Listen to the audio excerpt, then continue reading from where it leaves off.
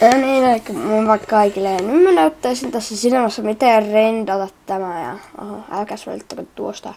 Näytän nyt tässä sinemassa, miten rendata tämä. Ja näyttää, mulla on täällä tämmösiä erilaisia materiaaleja.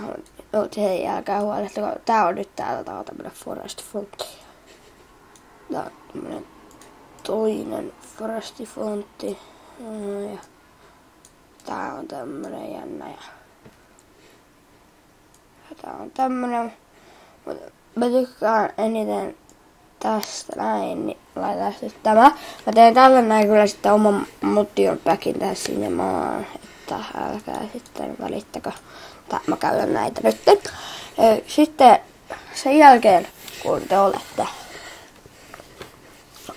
laittanut tähän tekstin ja siirtänyt sen omaan kuvakulmaan, mihin te nyt sen ikinä haluattekaan, niin sitten minä nyt tarkennan siihen kohtaan.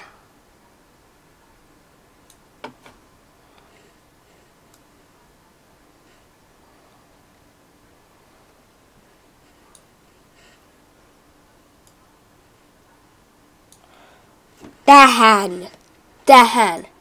Painat tuosta. Sitten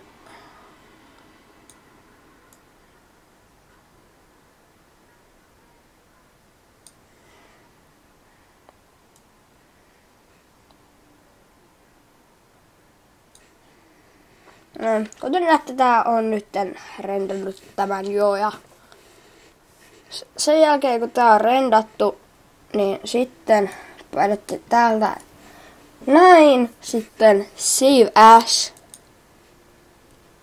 Sitten tosta Still Image ja täältä OK.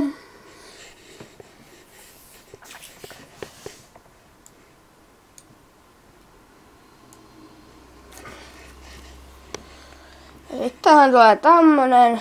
Ja sitten sehän tässä näkyy toi Electro Killers intro tutorial.avi.